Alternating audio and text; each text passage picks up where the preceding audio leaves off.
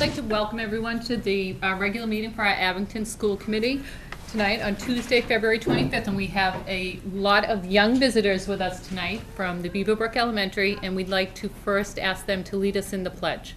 Okay, boys and girls, stand up and then guys right over there. I pledge allegiance to the flag of the United States of America and to the republic for which it stands, one nation, under God, indivisible, with liberty and justice for all. And now, Mrs. Carter, we'll have the children do their presentation now so they can get home. Okay. Hello? Okay. We would like to thank the school committee for inviting the Beaverbrook Student Council to your meeting. A few months back, we brainstormed and wanted the students to do something in terms of Back Out to Bullying Day, but we wanted to put a positive spin on it, so we created Be a Buddy, Not a Bully. The students all wore black, and then they presented these skits to the first and second graders and then the third and fourth graders. Mrs. Flynn and I, and along with Mrs. Puglisi and Mrs. Kay, gave them the scenarios, and the students came up with the dialogue on their own. And that's what they're here to present to you today. So we'll have the narrators.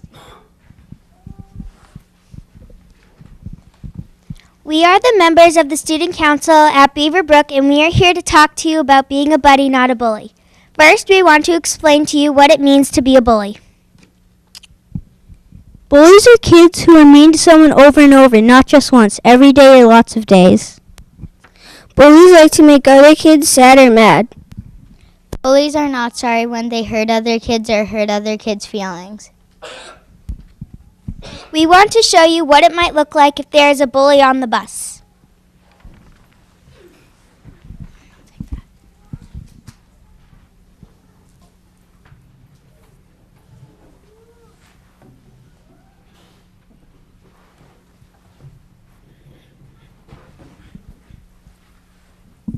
Hey, give me your hat. Want it? Psych. Excuse me, Mr. Bus Driver. He's been doing this for almost a month. I hate to see him like this. He does it every day and he doesn't even care. I don't think Josh is sorry for what he does.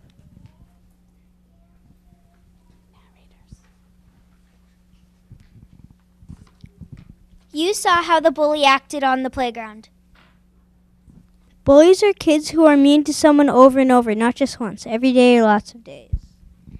Bullies like to make other kids sad or mad. Bullies are not sorry when they hurt other kids or hurt other kids' feelings. We want to show you what it might look like if there is a bully on the playground.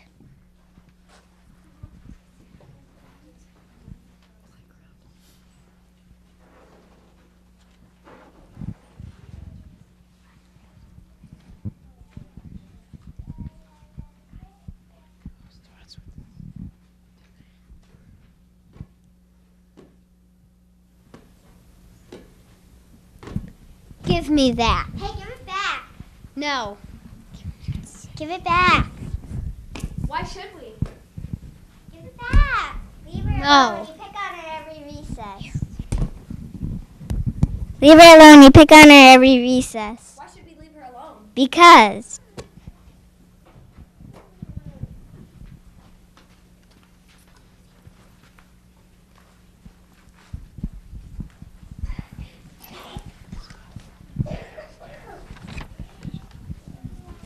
You saw how the bully acted on the playground. Bullies are kids who are mean to someone over and over, not just once, every day or lots of days. Bullies like to make other kids sad or mad. Bullies are not sorry when they hurt other kids or hurt other kids' feelings.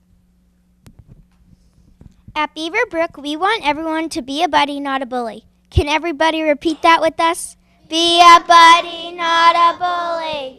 An elementary student in Pennsylvania named Christian Buck came up with an idea called a buddy bench. Watch this final skit where we demonstrate the new recess buddy bench that we will have at Beaverbrook.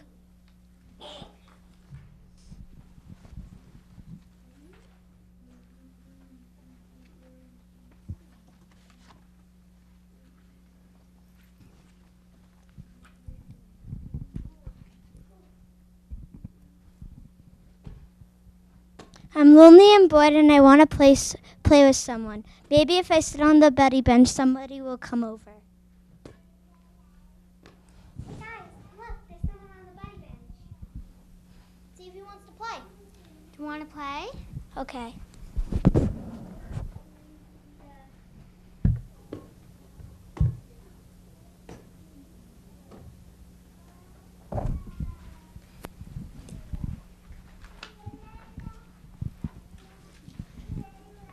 Notice that there was no bully in this skit.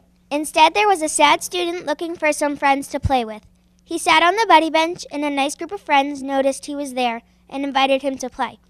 That's what we want to see at Beaverbrook. Remember, we want everybody to be a buddy, not a bully.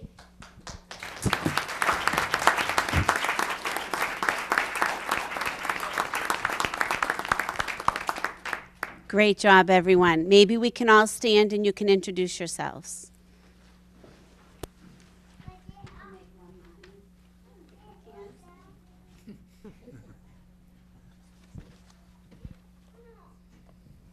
So Student Council meets one day a month, and we plan community building days for our school. My name is Logan Duquette. I'm a third grade student council representative for Mrs. Eddy's class. My name is Benjamin Guthrow, and I'm from Mrs. Daly's class. My name is Anna Stark, and I'm a fourth grade representative for Mrs. Chu's class.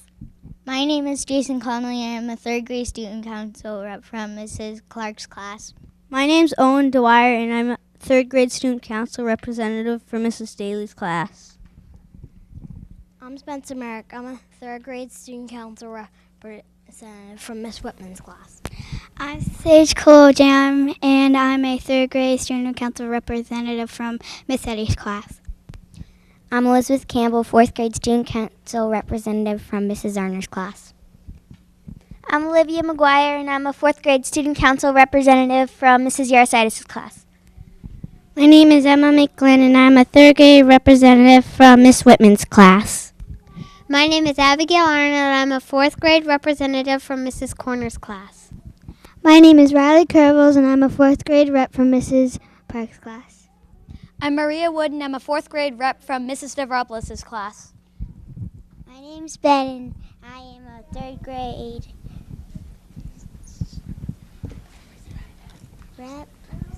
representative with Mrs. Bonner's class.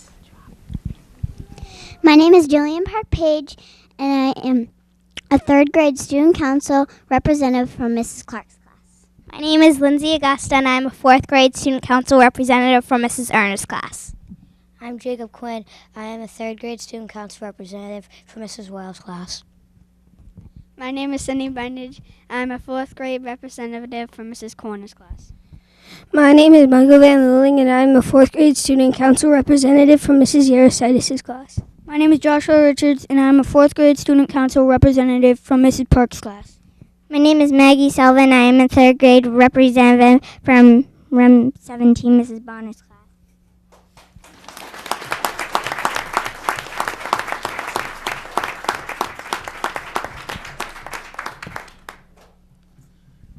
Thank you again for having us. Thank you for coming. You guys did a great job. Now, quick question before you leave is, do you have a buddy bench, or you want to get a buddy bench with Beaverbrook? We want to get a buddy bench. We're getting one. Yeah, when it gets nicer out. Excellent. Good answer. All right. Good answer. Perfect. Thank you so much for coming. You did a great job.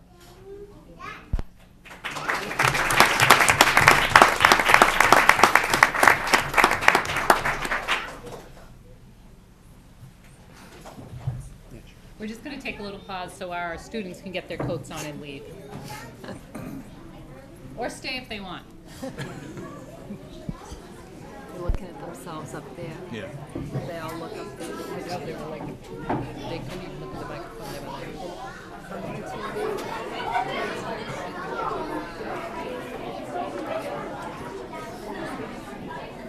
I bet.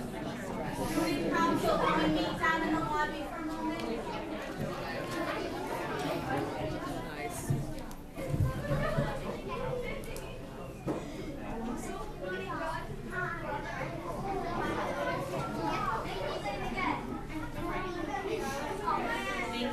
Thank you, Pam. It was great. Look at this little one. I know.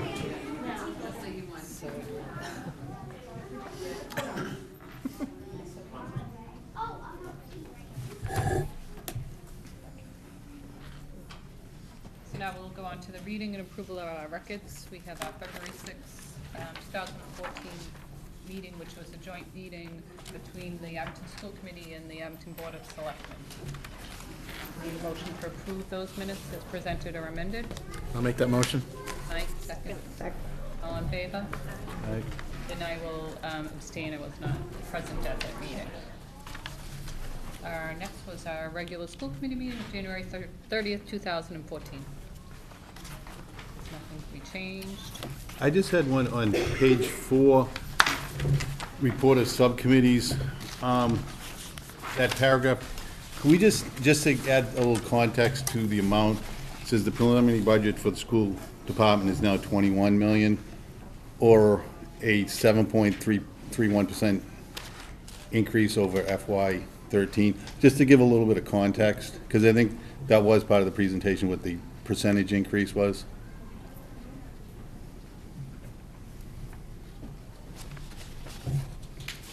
Any other amendments? Would someone like to make a motion to approve the minutes of January 30th, 2014 as amended? Make that motion. Kathy? Ellen, second. All in favor? And our student council presentation has already occurred. Now we'll move on to the report of our superintendent of schools, Peter Schaefer. Under Personnel Administration, I've accepted the resignation of Valerie Bulgaris as a speech and language pathologist within the Abington Public Schools for the purpose of retirement effective June 30th, 2014. Under other matters, we have a sheet for people, if you haven't read. So this has not been seen by the Budget and Finance Subcommittee. It is a, it says in big letters, draft, not even asking for anyone to consider this evening. This is more about the ability to continue to plan and communicate internally as we meet with the Finance Committee in the coming weeks. And for example, just to be specific, one of the things here is the retirement offset of $66,260. That's something that we do almost every single year. There's some retirement offset as we get closer, and it's a number that it's best to put in up front and communicate that that's what we would anticipate the retirement offset to be. And again, that's why it's an anticipated number. It's why we're not looking for any votes or consideration on anything tonight. But when we're asked that question, that's what we're anticipating. And we will be asked that question because that's something that comes out of the budget every single year. So it's best to have that as a part of this document in terms of the interworkings of how we try to, again, prepare for the budget as we move towards town meeting. And then it's exactly as you've seen this major increase page until you come down to number 6, instruction, textbooks, curriculum, framework, compliance. And this is really about the Common Core and getting our math books aligned with the Common Core. And this $75,000, which is something I'll be asking you at the end of next month to consider, would be part of changing the language in an old article from a previous town meeting for the repair of the Garaventa at the Froley Middle School.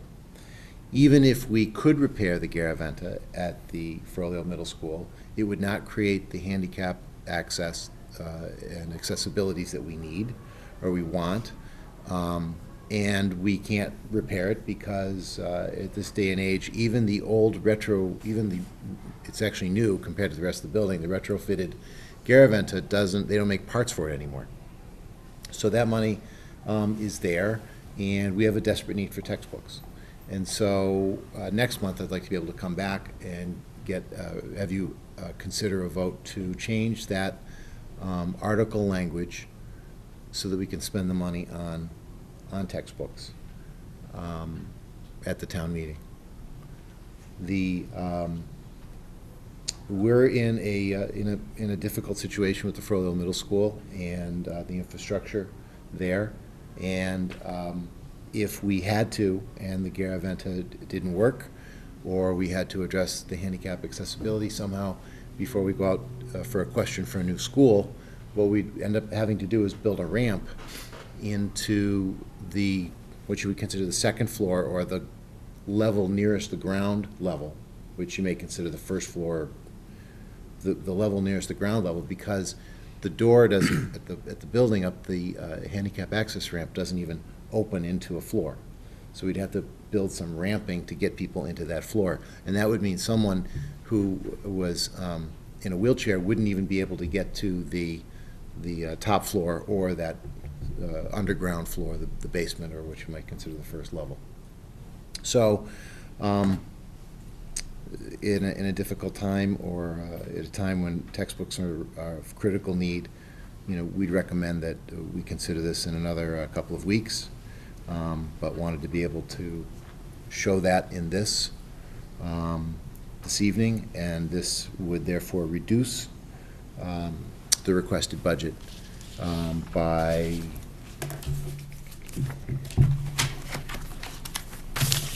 you're going to beat me to my notes. Go ahead if you can. This reduces the request by $141,260,000. That's okay. I had my note. So, but I want to be able to answer any questions about this, or. I think it's important to the note of, even if we were able to fix the Frollo, it still does not bring that building anywhere near ADA compliance. It is grandfathered in under its current situation, but you're right. It would no longer be accessible at all. Okay. And this $75,000 is sitting in an account right now, right? Correct. And it can't be spent unless at town meeting votes to change the language in that, because the town already decided how to spend it. And we can't request to change that unless the committee votes to make that request at town meeting.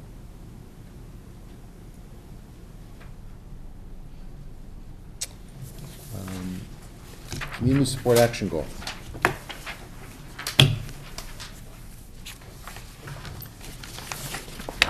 So as a part of our strategic plan, one of our strategic goals is around community support, and the strategic goal to generate strong community support for the school district. I will not read the entire plan to you, but you should have a copy with lettering in red and italics that shows the updates. And I may hit a couple of highlights along the way. In the first action step, information about the Abington Public Schools and achievements and events are broadly communicated. You will see that we've updated the status. Achievements and events are broadly communicated and published through a variety of resources. Multiple messages have been sent via U.S. mail, email, social media. A new school building website has been created and is pushing content, which means it sends content to people who register for it. It's a more active way of sending information. Programming has been published on the local cable. Improvements have been made to the cable delivery system at Abington High School in partnership with local cable, which has been a nice way to provide information to the community with local cable support. And the Abington Public School Department's electronic presence has been improved. Can I just, when your improvements have been made to the cable, what does that mean? The deck to publish information was able to only send one message or show out at a time. The PowerPoint was not really that readable for the viewer. And so what's happened, there's been an investment, and at previous school committee meetings, the committee has accepted the gift of the donation of the technology required to program the equipment better so that people can watch it at home. And also the cable company has supported students working on some projects that are grounded in the curriculum and there's nothing that you can't do in the curriculum that you can't publish on multimedia. They're working on those projects now. Those will be published on the local cable access.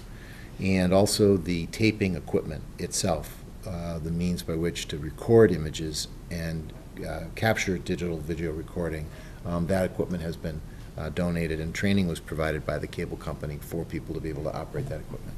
So this is equipment on the school side that we have to deliver to the cable to get out there? The cable company purchased that equipment for us so that it could be delivered to the community. So the television could show the images.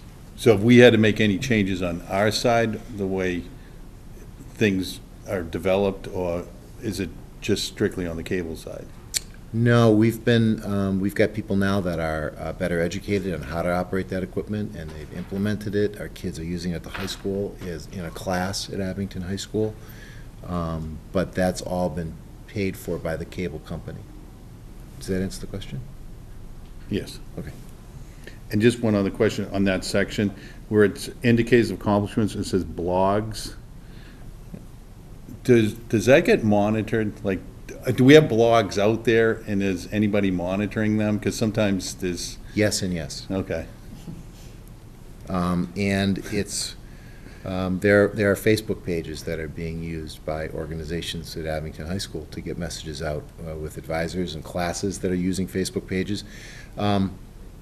The academic connection to that is a very strong one. When I was in an English class back in the Stone Age, before electricity, publishing meant the teacher would hang what I wrote on a wall in the classroom if I was really, really a great writer. But in the new age, students are motivated by the fact that if they do quality work, it's published out on the World Wide Web. And so our high school students especially are publishing through blogs, through, the Green Wave Gazette was picked up by a national news organization, and articles were regenerated. And these Facebook pages they're not just updating your status, and LOLing and all that text stuff that I don't understand, Michael. You'll have to help me with it. But students are publishing really thoughtful and meaningful work on the internet through these types of mediums. But it also brings in the negative element to that. I guess that's what I was just, as far as the monitoring. There's absolutely that risk. So, have we had any issues with that as far as people taking the negative side of things? And absolutely, that happens. Every single student that has a telephone in their pocket has access 24/7. If you're in a public high school, to a camera and YouTube, and to download and send videos, and it's something that all schools have to deal with. But as far as any sites that we control, sponsored sites, right? I'm thinking are overseen by a advisor. It doesn't mean that things don't get on, or whether there aren't inherent written, or there aren't issues, but they're overseen by an advisor. It's a tough balance, because our filtering system is so good that when teachers try to use the World Wide Web as a part of their lessons to do some of this work, they get shut down and filtered out, and it slows things down. And so it is monitored quite extensively. And at the same time, this is the way the world communicates. And so creating these strengths in our students in terms of the skill sets that they need to be able to use these systems is, we have to walk that line and monitor, and at the same time be living in this day and age where that people have access to the World Wide Web. Yeah, and I'm not, mine was more just, if we sponsor a Facebook page, who's monitoring that, and, basically what are the controls in place to, and then also respecting the, your First Amendment free speech rights. Right. We monitor it. Okay. Yeah. And there are risks involved. So. Have we had any issues as far as, Yes. Okay. And we are on them. Okay. Absolutely. And those are good questions. It's funny because we'll have meetings where we deliberate long and hard over this exact topic. There's an article on my desk in an administrative publication just about this topic. I haven't had time to read it yet, it just came the other day, but we talk about exactly this all the time, and how do we handle this? So. I think part of the education, you know, when the internet first came out, and it was not just teaching people how to find it. When you knew something was published in Encyclopedia Britannica, you knew that it had been researched, and you knew that there was some validity. And when the internet first came out, there was a lot of instruction around how can you tell if a website is real or factual or what, and we're still doing all those things. And I think a lot of our discussion as administrators has been around teaching students the tools that they need to have to be able to be educated consumers of electronic information. And I think that includes social media as well as academic media, as well as anything you can find electronically. And it is a whole new realm of instruction and education that I think all educators are still grappling with. Yeah, and it's also expensive to protect yourself from having your students go out into that World Wide Web and with the filters and the firewalls and. But that's their world. I mean, we have to prepare Right. them for college, and everything is blogged on college, and they have to post. I mean, that's the expectation that a lot of our high school, especially junior and seniors, maybe you've already been involved in some of that, teachers do that, just so that they know like what the expectation is when you get to that next level. Mhm. But there's always a risk, but there's the tech literacy standards, there's all this embedded, teachable moments of, when you, like I just learned Twitter. I wasn't big into that. But then you have to, are you gonna go private? Are you going, all that stuff, public, private, and it's a whole world of its own that you have to teach yourself. But a class, like a literature class, would read a passage, and students would have a book talk or a discussion about that passage in a closed blog as a class over the next couple of days, and they would build posts and threads about that piece of literature. Right. And there'd be consequence if there's things that Right. So. Thank you. The third box on this page, develop a process for writing press releases which is more streamlined and efficient. We did that previously, and what we found is that the people that we send these press releases to changes, so we're update that so that it's going to the people who will hopefully publish information about the Abington Public Schools. One of the problems we're running into is even though we write them, sometimes they just don't find it necessarily newsworthy, and we're having trouble getting some of our things published. We've had some successes, though, and I appreciate where we have.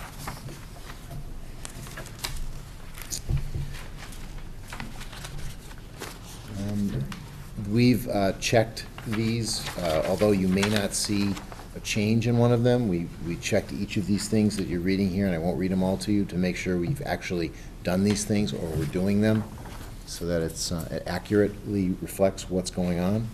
Can I just, to that point on page 2, we still reference like Abington Pride Day 300th celebration. Yep. That would have occurred in a prior period. Do we need those still in there? No. We've got so many things going on.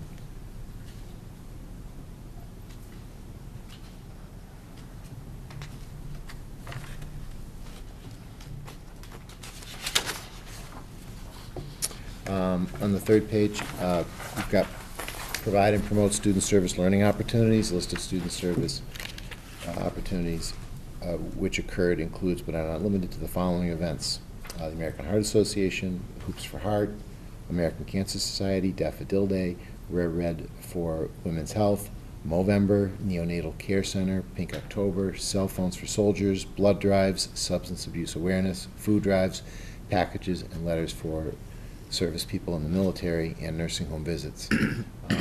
I listed those off because our students do so much community service and are involved in so many things. I think it was important to mention. Moving down, the intergenerational multi-grade level character building opportunities. We saw one of those this evening where we had representatives from the student council, and if you remember at the beginning of the presentation, they said they go to the earlier grades and they make their presentation to the first and second graders. And the power of older students working with younger students as role models, I don't think can be measured, and it's a positive thing culturally for the school. So we want to encourage those things. The change here is that the high school U lead students meet with the grade 8 students at the Frollo. But again, we have other things going on in the district where we've got those types of opportunities for our students as role models. Information on the school, on the needs of the schools is widely disseminated to all stakeholder groups. Multiple tools are used to disseminate information via websites, local cable, email. Multiple meetings are held with the school committee, finance committee, board of selectmen, school building committee, Massachusetts School Building Authority, PTO, school councils, youth groups, community organizations, and town leadership. Those things are going on, especially as we're talking about the construction of a school. We're talking about meeting with the youth groups around what that might mean for them for planning for the fields. The meeting with the Rotary coming up at some point soon, and then a meeting with the leadership at the Senior Center in a couple of weeks, and then we'll meet with all of the seniors at a luncheon. Who do you have in the category youth groups? Who are you referring to? Youth sports groups primarily. Okay. Yep. So, do people have any questions about it? I can certainly appreciate the amendments to the Pride Day and the 300th. I can delete those.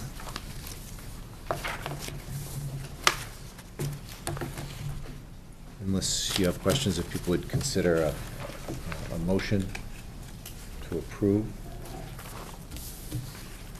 Make second.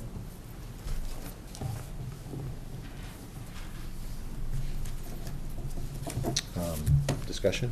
All those in favor? Aye. Thank you. And then Mrs. Bailey.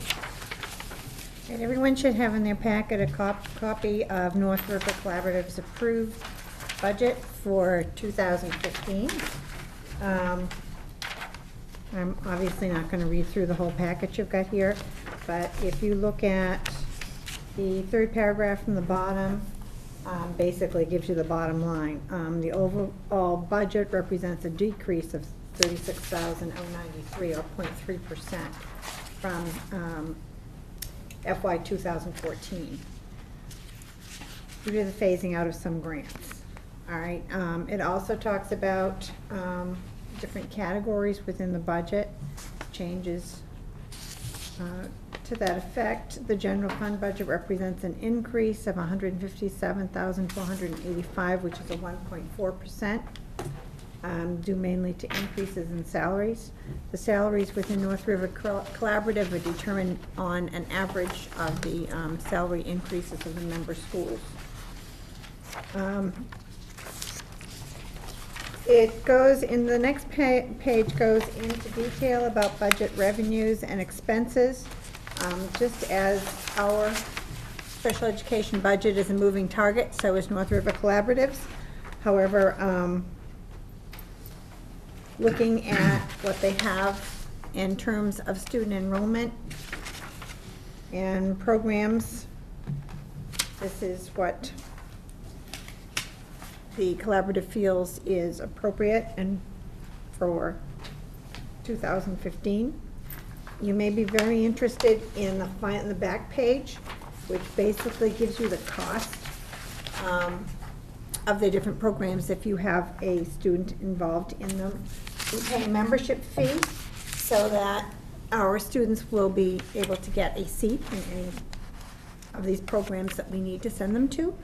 It also allows us to avoid paying a surcharge, and if you look at the cost of some of the different programs, you can see avoiding a surcharge on those programs is a good thing to be trying to do. The cost is very high. However, if you remember when we take a look at their programs previously and a comparison with other collaborative programs in the area, the cost of the programs for North River are lower than many of the other collaboratives in the area. So I don't know if anyone has any questions. I'll be willing to answer what I can, and if I can't, I'll get the information for you.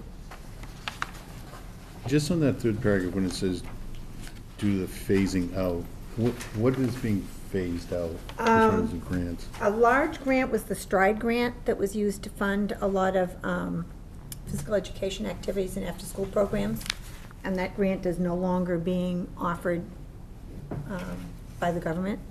So that takes a large chunk out of the budget. There are other smaller grants, but I think that's the biggest component there. And I just want to, it says the overall average represent, as far as tuition rates, so it's like 0.6%, but that's overall, but are there any of these that are increasing greater? More than the 0.6? Yeah, that. There is, and I offhand cannot remember which one. There was one area that was operating well into the red, so it has increased more than the 0.6%. The 0.6 is an average. Yes, yeah. And it still has not been increased enough to take it out of the red, but to keep it from, and I forget which program that was. I would have to go and look at my notes. It's usually the multi-disabilities. It could be. Because on that, their needs that are in there. because, yeah, the needs are so strong.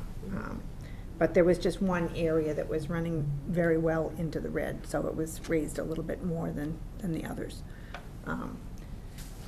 But not enough to make it operate, not in the red yet.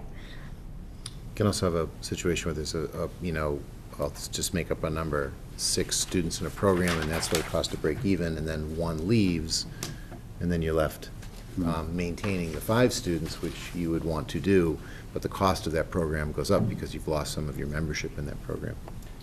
That's why I said that this is always a moving target as well, just as well as ours, because they are figuring based on the number of students in each program. And you can have students moving in and out on a regular basis. In September, most of the programs are running in deficit. As we get toward the end of the year and populations even out and build up, then it evens off a little bit.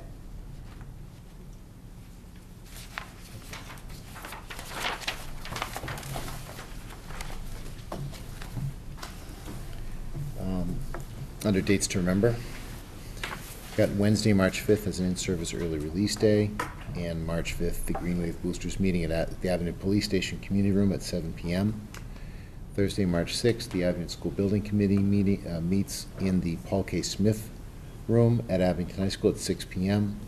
On Tuesday, March 12th, the music parents meet at Abington High School at 7 p.m. And then the 25th of March is our next regularly scheduled school committee meeting. Under the report of subcommittees, do we continue on with that?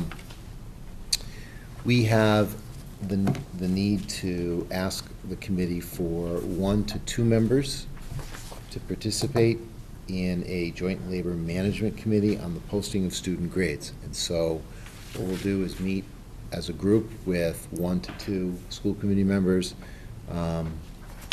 small number of administrators and teachers from the system, from high school, middle school, elementary level, to talk about how grades will be posted online and made public to students. Parents use the online grading report as a tool to monitor how their students are doing. And we've had some discussions about that language this year. And what we found is that the life of an English teacher is very, in terms of posting grades, or a math teacher is very different than that of an art teacher or a PE teacher or a music teacher, because of the sheer volume of students that they have. And so what we've got set up now is a system where people can log on and see how their students are doing, but there's inconsistency in the way the grades are reported. And some teachers are doing it more frequently than others. And we want to create a message and an expectation, and we want to talk about what that's going to be so that we can do this well, because it needs to work for our students and our parents and our teachers. And if any one of those groups isn't able to access or report or get the information in a timely fashion, then we haven't used the tool to the best that we can to help students and parents know and monitor grades. So that's what that group will be talking about.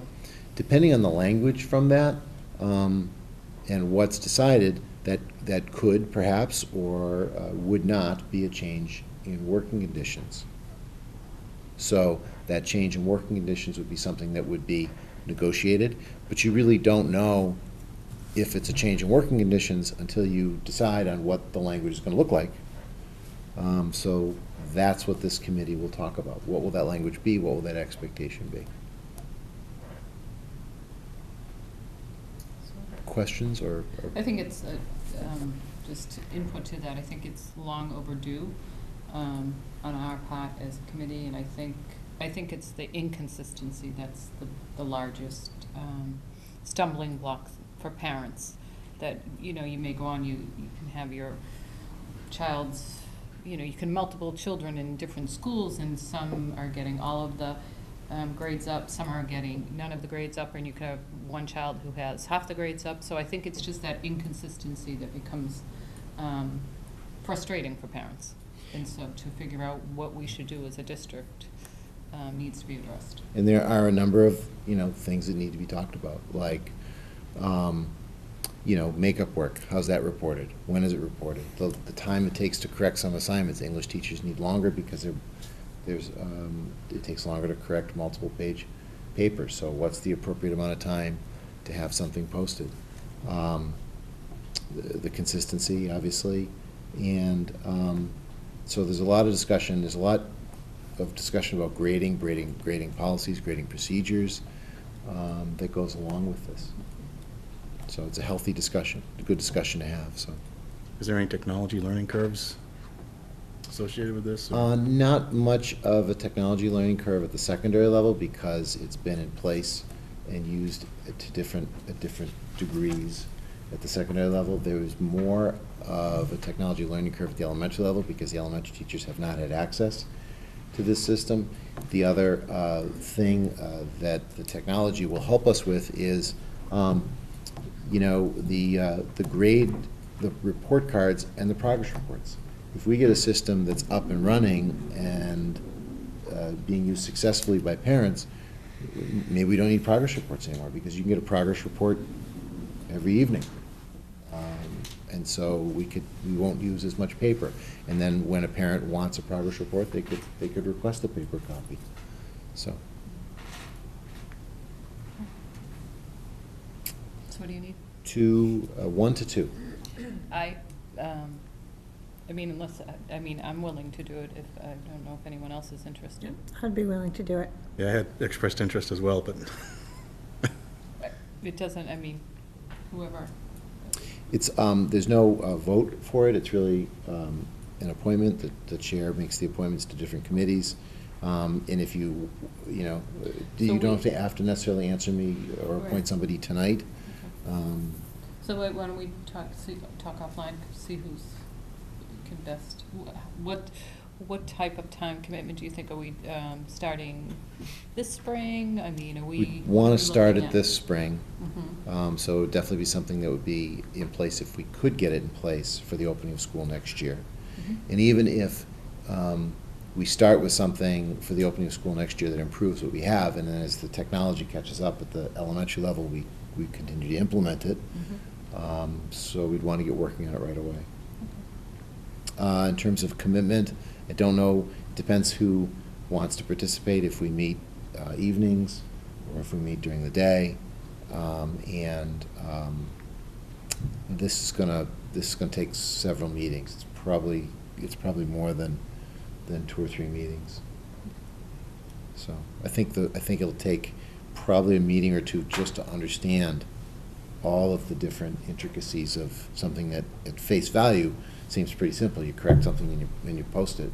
It's just not. There's a lot more going on. The schedules that have been working though is to do some during the day, some later. So you might want to think about that, you know, with your work schedules or your flexibility or what have you. Because I know that we've been running a lot of committees over the years, and the one that seems to be the most successful is if you balance some during the day, some at night, because people are balancing personal as well as professional. So, you can let me know. Yeah, you guys can let me know. Report of the Assistant Superintendent for People Personnel Services. Yes, thank you. This is yours, Michael. Here I'm passing around the bios on the review team that will be coming next week. So our audit is right around the corner, and I want to thank all our staff members again. We have everyone that has been doing a tremendous amount of work. Everything's been uploaded. Teresa uploaded everything. The state has gotten back to us that they've received everything. And basically they're going to be coming, and as you are aware, there's going to be 6 people for 4 days, March 3rd through the 6th. They're going to be validating all the documents that we already sent in, and then looking at the data, and then basically triangulating the evidence. So they'll be having 3 meetings per standards, and just basically asking questions so that they're looking at what each group is saying in trends and patterns along that way. And we have the 6 standards, so it's leadership and governance, curriculum and instruction, assessment, human resources and PD, student supports, and financial and asset management. And they'll be coming next week. The schedule will be finalized. They're meeting Wednesday, Thursday, Friday this week in Malden to review all the documents, finalize the schedule that has already gone through many revisions. We have community people, we have parents, we have students, we have staff, we have finance committee, town manager, we have everybody that's going to be interviewed sometime. And the time for the school committee that they have allotted is March 5th, and it's from 4:30 to 5:30. And you can be present, you can do that in person or by phone. So if you can just let me know, just so I can plug your name into those slots. Where is the meeting? The meeting will most likely be in Peter's office, but we have scheduled the 2nd floor, basically, of the admin building is going to be utilized for 3 conference rooms. We're going to ask the people that are currently in those offices to leave so that we can use their spaces for conference space. Is there a minimum number of school committee members they like to speak to? Do they have guidelines? Well, you can't have a quorum, however, they are open to talking to people on the phone. They're open to meeting, usually people can't meet with them all the time, so they never really run into an issue with that, having everybody there at once. But if we do have at least a member, that would be great, and then if there was someone that said, I really need to speak with them, you know, they will take phone calls as well. They're doing phone conferences on some other people. And Pat Williams is the head of the committee, and so she'll be leading the team, and so she'll be able to connect us with whether it's through Pat or whether we'll be talking with one of the other reps. So anyone that knows their schedule that might want to be or commit now, or do you want to just get back to me? I can. Are they individual? Do they do it as a group? What? Individual, but they're going to meet with you, and then if somebody else is there, they'll meet with that person privately, and then they'll they're triangulating. So they want to say what Jeanette's going to say versus Kathy Bailey versus Paul versus everybody. And so basically looking for that common language and then validating what we're doing and telling the Abington story. That's what they want to do. So by the end of the week, they'll be able to tell us the Abington story. So any questions on that? All right, so thank you. And you can read, the bio's actually interesting because you'll be able to see how many years they've spent in education, where they're from, and what kind of focus areas they'll be honing in on. The next piece is just to give you an update on professional development. As you know, we have a tremendous amount of initiatives going on this year, and our last month, or this past February, 7th, we focused at Center on differentiated instruction. Woodsdale was on the X2 gradebook and the DDMs. Beaverbrook on student engagement, and then the Furlio and the high school department meetings. And all of that, a lot of it is linked to the whole evaluation and DDM piece at this time of the year, and then also linking in like student engagement links to what we're going to be looking for when we're in classrooms. And differentiated instruction as well, what to see. Next Wednesday, in the middle of our audit, is going to be another in-service, so they'll be able to actually observe one of our in-service trainings. And so next week, we have data teams taking place at Center. We have focus on curriculum instruction at Woodsdale, differentiated instruction at Beaverbrook, and then department meetings at Furlio and at Abington High School. And then during those times, we'll also be pulling a lot of our curriculum directors and leaders who will also be meeting with the teams on assessment and curriculum instruction and professional development. If we had to have a snow day, I know we don't want to think about another one, what, do they add another day on? Yeah, so they would do a Tuesday through Friday versus a Monday. Actually, Dr. Roper emailed that today, hoping that the storm will blow out to sea. I didn't even know we were having a storm on Monday. Apparently, that's, discussion. It's a little far out, but hopefully things will change. But they would just bump it to Tuesday to Friday versus Monday to Thursday. And do they stay locally when they're here, or? Yeah, they make those separate arrangements, so where they're staying. They're not looking for host families. No. Yeah. They also buy their own lunch, so, I mean, they really separate, everything, so. They don't eat at the Green Wave Cafe? They have an opportunity to, but. If they do, they pay for it. Menus. So, any other questions? All right, thank you. Now we move on to the report of Assistant Superintendent for Business and Finance. Thank you. Michelle? I have a very brief feasibility study update. We're still in a little bit of a holding pattern with the school building authority. We are still anticipating going to a board meeting at the end of March for board approval to move into phase 3 of the schematic design for a 5 through 12 middle high school with a preschool behind the current Abington High School location. I think that people that have been involved in the process continue to be impressed with the work of our architect and our owner's project manager, and how the building itself is morphing and developing. And I would say in the coming weeks, if not coming month, we'll begin to have more public forums regarding the building and the project, and questions, an opportunity for the community to ask their questions. And I would again encourage people to go to the Abington School Building Committee website. Yes. .us. Or you can go to the Abington Public Schools website, there's a link to go to that website and sign up for news from the School Building Committee. And just as another aside to that, just a little, for more information, we've continued to battle and struggle roof leaks at Abington High School over the last about 3 weeks. There's been a couple of new leaks that have come up. We've been able to contain them with patches by members of our maintenance, by Jason Lynn, and then minor repairs done by roofing contractors. We have, and so far the leaks have been contained to just the top floor.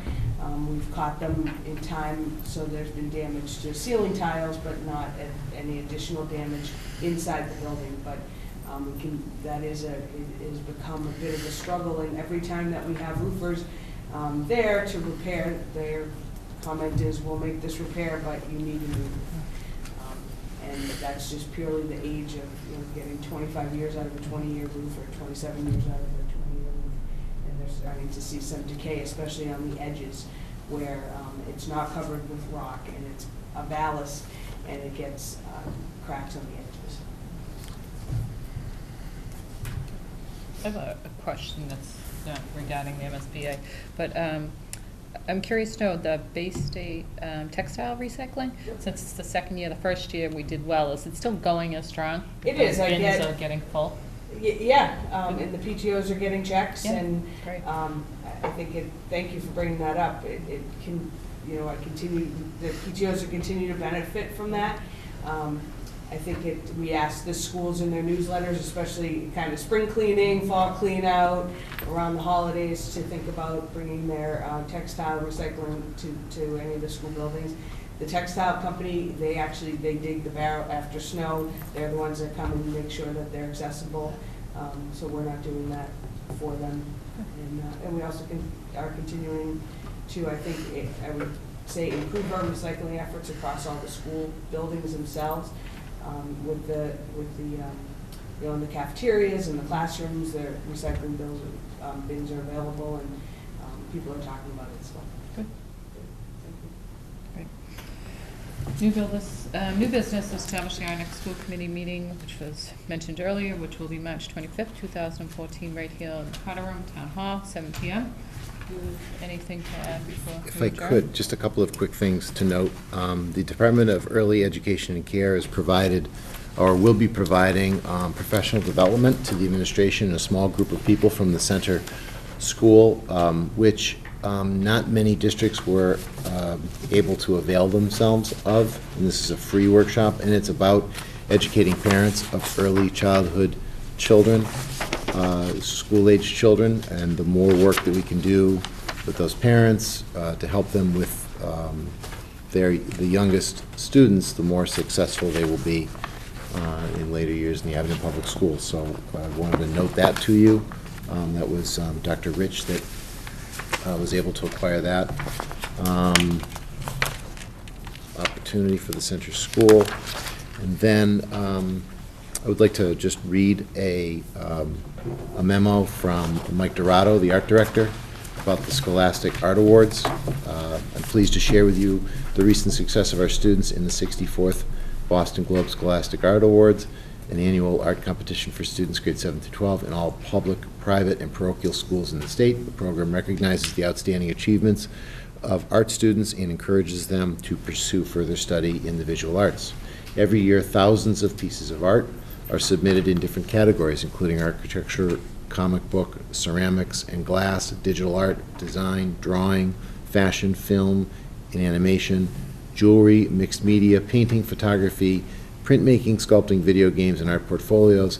There were over 400 participating schools. Every year, Abington does extremely well in this competition, and this year's no different. The winners from Abington High School are Emily Boyle, honorable mention in drawing, Rachel Clark, silver key in drawing, Kevin Haggerty, honorable mention in sculpture, Maxwell McNulty, gold key in digital art, Mike Morse, honorable mention in photography, Timothy Reardon, honorable mention in sculpture, Cameron Reynolds, gold key in digital art. At the Frohill Middle School, we had Amanda Crowley, honorable mention in drawing, Julia Doe, gold key in drawing, Alicia Hamill, honorable mention in drawing. Alicia Hamill also received a gold key in painting. Stephanie Keefe, honorable mention in drawing, and Autumn Strickland, a silver key in drawing. The gold key artworks will be displayed at the Boston City Hall from March 7th through the 30th.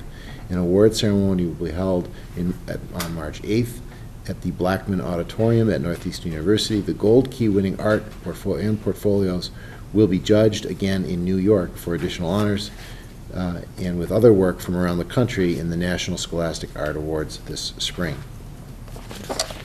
On the last piece is Dr. Rich was able to acquire a grant for $2,900 for the development of projects. You'll see a memo here, again providing families information that they can use at home for students to assist them with their younger children, and there'll also be evenings that will be provided to people so that parents will be educated in working with their sons and daughters, their children at this age, with all the challenges that they have, students with special needs and multiple disabilities are the focus of this work, so that we can assist the families with them. So, that's all I have. Great. Anyone have anything else? I'd like to wish our sports teams that are going into tournament play. We got a girls basketball team that I believe the first game Friday are heading into, and our boys hockey team who are heading into their second game tomorrow. Good luck. Cheerleaders on. And the cheerleaders are going to Florida at the end of March. But they're in They have a regionals weekend, yeah. this weekend. Correct. Regional? Or did they just do regionals, not district? They won last weekend and they're heading to their next phase, so good luck to them also. That's it. If nothing else, we'll call for adjournment. Make the motion. Okay. Ellen, all in favor? Thank you.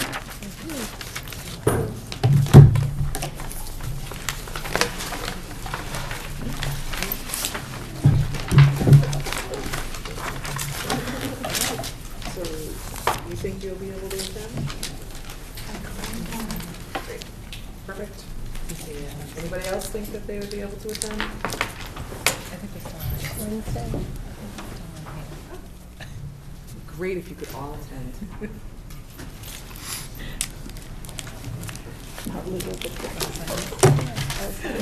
Oh, yeah.